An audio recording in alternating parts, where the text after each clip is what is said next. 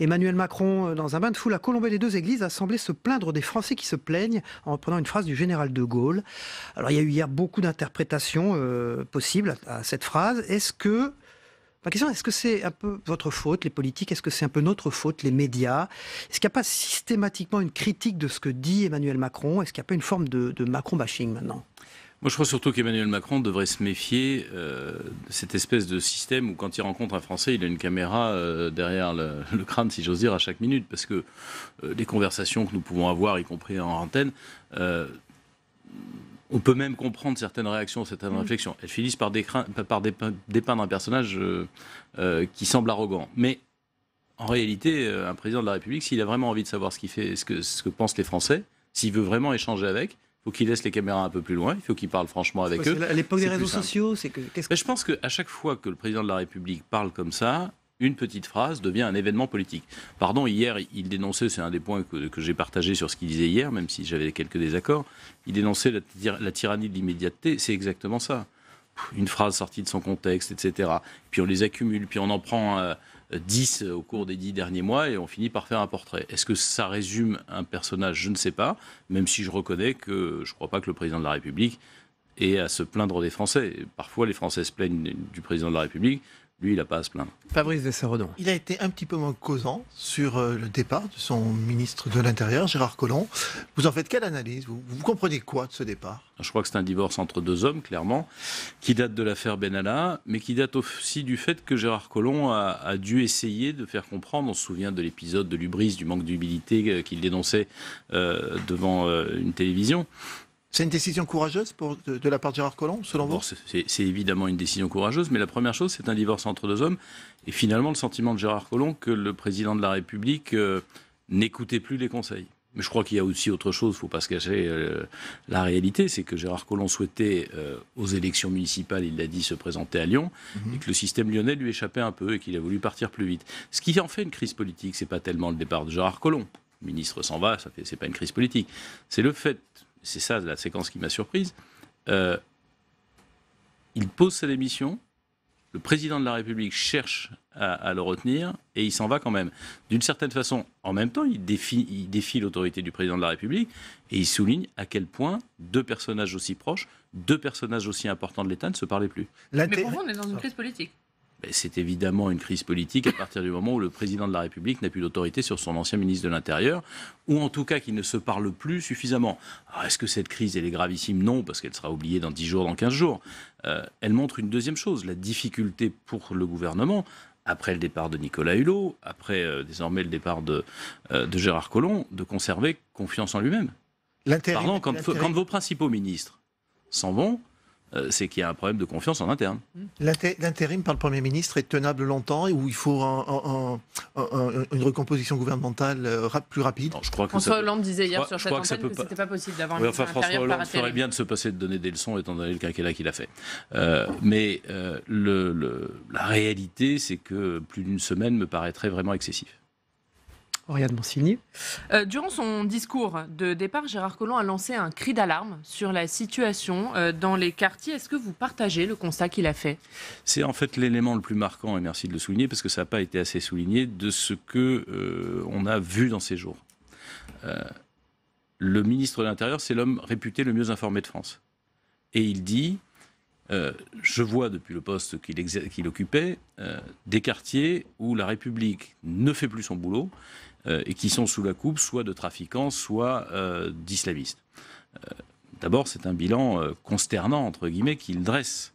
C'est un cri d'alarme qui est courageux. Maintenant, la question, c'est pour le nouveau ministre de l'Intérieur comme pour le Premier ministre. Nous l'avons interrogé à l'Assemblée nationale sur ce point, il n'y a pas eu de réponse. Est-ce que vous partagez ce constat? Et si c'est le cas, qu'allez-vous faire? Est-ce que vous pensez qu'il y a eu un aveuglement politique sur la situation dans ces quartiers depuis des années, notamment sur la montée du salafisme? Je pense qu'il y a plus eu un abandon qu'un aveuglement. Aujourd'hui, en Seine-Saint-Denis, nous nous réunissons les 18 parlementaires de toutes les formations politiques pour montrer que la République a abandonné ce territoire. Qu'est-ce qu'on dit en réalité? C'est simple, suite à un rapport parlementaire, on voit que là où on donne 100 dans un département comme la Creuse, l'Ille-et-Vilaine, le Nord, on donne 80 ou 85 en Seine-Saint-Denis. C'est-à-dire que là où on concentre le plus de difficultés, là où les gens ont moins, et où du coup on devrait donner plus, on donne moins. Et il y a des quartiers, il n'y a pas que la Seine-Saint-Denis, où effectivement on donne moins à chaque citoyen de la République, alors même qu'il a plus de difficultés. Quand vous abandonnez un certain nombre de populations, quand vous abandonnez des quartiers, quand vous renoncez au plan que Borloo proposait, vous jetez forcément ces populations dans les bras d'autres gens. Ça peut être des trafiquants, ça peut être des islamistes. Suite à ce rapport dont vous parlez sur la situation en Seine-Saint-Denis, des élus socialistes ont annoncé hier, les élus socialistes de votre département, leur intention d'attaquer l'État pour rupture d'égalité devant le service public. Est-ce que c'est une démarche que vous soutenez ? Je pense que c'est un moyen de se faire un coup de pub parce que l'essentiel, c'est quoi ? Nous avons rencontré le Premier ministre il y a une semaine à peu près, et pour la première fois, l'État a reconnu que ce qui était le combat de nombreux parlementaires, dont je fais partie depuis des années, en disant mais enfin vous ne pouvez pas continuer à considérer que vous créez un ghetto de pauvres, une sorte de bantoustan dans lequel vous concentrez toutes les difficultés, où vous ne mettez surtout pas les moyens pour permettre aux gens de s'en sortir, pour garantir l'égalité républicaine, pour permettre à un jeune ou à un moins jeune qui vit dans ce département d'avoir les mêmes chances qu'ailleurs. Bon. Le Premier ministre a reconnu, c'est une première, qu'effectivement, la Seine-Saint-Denis était maltraitée, qu'elle était discriminée. Partant de là, il ne peut pas rester sans rien faire. Il a prévenu que ça prendrait du temps, et je le comprends.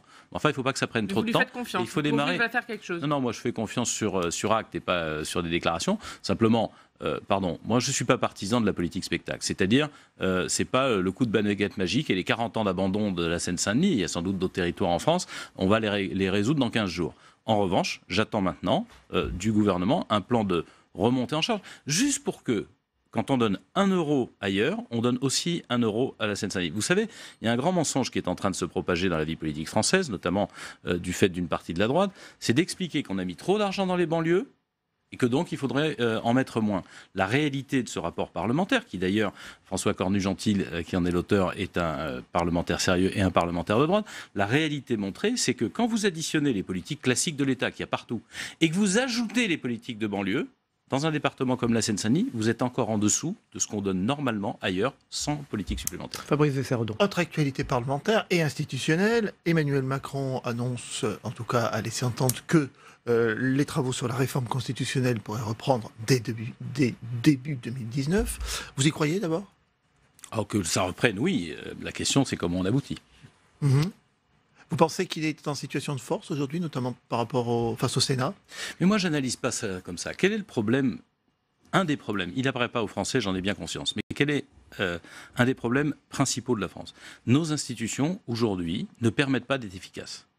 On a l'illusion de l'efficacité par l'élection du président de la République au suffrage universel, par la surconcentration des pouvoirs entre ses mains. Il est le chef de l'État qui, dans le monde entier, a le plus de pouvoir entre ses mains et qui, dans le monde entier, a le moins de contre-pouvoir en face de lui. Et le contre-pouvoir, c'est fait pour éviter les excès de pouvoir, c'est pas fait pour paralyser le pouvoir. L'affaire Benalla, qui a beaucoup occupé les esprits, pour lequel d'ailleurs le Sénat a été malheureusement le seul à faire un travail d'enquête pour comprendre ce qui s'était passé. La majorité à l'Assemblée nationale ayant renoncé.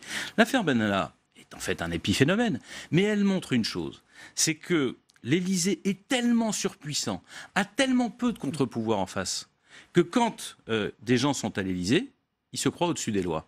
Or, j'observe qu'avec cette illusion de la puissance présidentielle, avec ce caractère jupitérien, c'était pas que Macron, souvenez-vous de Mitterrand, vous savez, appelez-moi Dieu. Voilà, bon, très bien, on pense que le président est tout puissant. Sauf que quand je regarde les 40 dernières années, c'est en France que les choses vont le plus mal. C'est plus exactement dans notre pays qu'on s'est le moins réformé. Dans des régimes plus équilibrés, parce qu'on parle, parce qu'on n'attend pas tout du sauveur, du guérisseur des cruels que serait le président de la République, parce que le président de la République est obligé de parler avec d'autres forces politiques, y compris avec sa propre majorité. On avance plus vite et on va mieux. Justement, faut-il supprimer le poste de Premier ministre, comme l'a dit hier à votre place François Hollande sur ce plateau ? Est-ce que ça pourrait aider à ce que vous dénoncez ? Moi, je ne le crois pas. Je suis pour un septennat, c'est-à-dire je suis pour que le président de la République soit élu pour une durée différente de l'Assemblée nationale, pour qu'il se charge à nouveau de ce que le général de Gaulle voulait, c'est-à-dire du temps long, des objectifs, des stratégies. Et pas qu'il soit enfermé dans l'arbitrage du 0,2 de plus sur la sécurité sociale ou de telle ou telle mesure gouvernementale. Donc non, oui, mais attendez, non, les institutions, c'est pas comme ça. Je pense que le président de la République doit être chargé du temps long. Il doit être le maître des horloges autant que les horloges, elles ne soient pas programmées à la minute. Deuxième chose, je suis contre le fait que l'Assemblée nationale puisse renverser le gouvernement. Pourquoi ? D'abord, j'observe que ça ne se produit jamais. Mais surtout parce que ce n'est pas un pouvoir de l'Assemblée nationale, c'est un instrument instrument permanent des gouvernements de pression sur leur majorité pour les faire taire. Alors que dans les régimes où vous n'avez pas de responsabilité, vous ne pouvez pas renverser le gouvernement, ou au Sénat ici même, vous avez en réalité une capacité à agir, à bousculer, à contester, à modifier la loi bien plus grande. Or, cette capacité de modifier la loi du Parlement, qui n'est quasiment inexistante aujourd'hui, elle est nécessaire si les Français veulent être entendus. Il y a deux solutions. Soit les Français, comme aujourd'hui, sont entendus une fois tous les 5 ans. Ils choisissent le monarque républicain et 5 ans après, ils lui coupent la tête. Mais le reste du temps, de toute façon, ils n'ont rien à dire, si ce n'est dans la rue. Soit on fait en sorte qu'il y a effectivement un chef de l'État qui conserve un certain nombre de prérogatives majeures, mais qui est en face un Parlement avec lequel il soit obligé de discuter, parce que les parlementaires, ils ont beaucoup de défauts, ils sont détestés par les Français, ils ont seulement une vertu, c'est que tous les week-ends, ils sont dans leur circonscription, ils rencontrent les Français et ils entendent ce qu'ils se disent. Ce qui n'est pas le cas d'un président de la République. Mettez-vous à la place de celui qui est en train de les écouter. Il rencontrera jamais le président de la République. Il rencontrera sans doute jamais un ministre, mais il peut voir son parlementaire, il peut l'engueuler, et le parlementaire, il est là pour porter sa voix face au président. Vous avez sans doute noté qu'hier, pendant son discours, Emmanuel Macron a quelque peu évité les sujets qui fâchent le Sénat. Il n'a pas parlé du droit d'amendement, il n'a pas parlé de la baisse du nombre de parlementaires, ni du renouvellement du Sénat en 2021. Est-ce que sur cette réforme constitutionnelle, Emmanuel Macron est en train de plier face au Sénat? Non, je ne crois pas, mais je crois qu'il va être obligé de discuter. Mais vous savez, Nicolas Sarkozy, quand il a fait une réforme constitutionnelle en 2008, qui était de bien plus grande ampleur, qui a donné des droits aux citoyens avec la question prioritaire de constitutionnalité, qui a donné des droits à l'opposition avec une meilleure maîtrise de l'agenda parlementaire, avec la présidence de la Commission des finances pour pouvoir contrôler ce que fait l'exécutif. Il s'y est d'abord impliqué personnellement, ce que n'a pas fait Emmanuel Macron jusqu'à présent. Deuxième chose, il a accepté les opinions des autres. Ce que j'étais en train de dire, bien sûr que le chef de l'État doit tracer une route, mais il doit accepter un certain nombre d'opinions. Je vous en donne une. Ce que ne fait pas Emmanuel Macron. Je vous en donne une. Qu'est-ce qui s'est passé cet été avec les commissions parlementaires, les commissions d'enquête? Les Français attendaient de savoir la vérité. Normalement, leur parlementaire était fait pour ça. Il se trouve qu'au Sénat, ce n'est pas une élection directe, mais à l'Assemblée nationale, les représentants directs du peuple français ont refusé d'enquêter. La majorité a refusé d'enquêter. Comment voulez-vous qu'une commission d'enquête puisse exister sous quelque régime que ce soit, sous quelque président que ce soit, si c'est la majorité qui décide d'enquêter? La majorité qui enquête sur elle-même, c'est une fumisterie. Ce n'est pas une démocratie, ça ne peut pas fonctionner. Pardon, ce n'est pas simplement Emmanuel Macron. Sous Nicolas Sarkozy et les sondages de l'Élysée, la commission d'enquête avait été sabotée de la même façon. Donc, au moins que le Parlement soit une garantie pour les Français que le pouvoir exécutif, le président, le gouvernement, ne cache pas des choses et soit en capacité d'évaluer les politiques publiques. On nous en parle tout le temps. Eh bien, allons-y. Mais dans ces cas-là, dans la Constitution et dans la réforme de Macron, pour qu'elle passe, il faudrait qu'il y ait un peu plus que ce qu'on avait jusqu'à présent. Hier, Emmanuel Macron s'est exprimé devant le Conseil constitutionnel, les 60 ans de la Ve République. Il a exclu toute rupture de lien entre le pouvoir et le parquet, entre la chancellerie et le parquet. Vous pensez qu'il y a une opportunité aujourd'hui pour rendre la justice un peu plus indépendante encore? Non, mais là, il ne faut pas mélanger les choses. Aujourd'hui, le pouvoir exécutif peut nommer, malgré l'avis du Conseil supérieur de la magistrature, des procureurs de la République dont le rôle est de poursuivre, de mener des enquêtes, etc. Et de requérir des peines. C'est ça qu'il faut arrêter. C'est-à-dire que le pouvoir politique ne doit pas pouvoir nommer quelqu'un contre l'avis des magistrats. Pourquoi? Parce que les magistrats, ils vont juger si c'est un professionnel, si c'est un bon ou pas. En revanche, quand il s'agit de mener des politiques publiques, mettre l'accent sur la lutte, par exemple, contre la petite délinquance, faire en sorte qu'on ait une politique pénale, comme on dit, c'est-à-dire une demande de peine qui soit plus exigeante dans tel ou tel domaine, parce qu'il y a une demande de la société, c'est pas aux magistrats de le faire seuls. Ils rendent des comptes à qui, les magistrats? Excusez-moi, autant la nomination doit garantir l'indépendance, c'est-à-dire que le magistrat, il sait que son prochain poste, il ne dépend pas d'un politique, autant la politique pénale qu'il va conduire de façon générale sur tel ou tel type de délinquance, c'est quand même au gouvernement d'en décider. Les magistrats, ils sont là parce qu'ils ont passé un concours, parce qu'ils sont dans la magistrature et ils sont protégés, mais ils doivent rendre des comptes aux Français, et il n'y a qu'à travers les responsables politiques qu'ils peuvent le faire. On va passer à la politique. Rapidement, parce que vous parlez de commission d'enquête, un appel a été lancé pour la création d'une commission d'enquête parlementaire sur les abus sexuels au sein de l'Église en France. On sait votre parti très attaché à la laïcité. Est-ce que pour vous, cette création d'une commission d'enquête serait une atteinte à la laïcité? Je le pense, oui. Je ne vois pas en quoi le Parlement a à se mêler des affaires d'une religion ou d'une autre.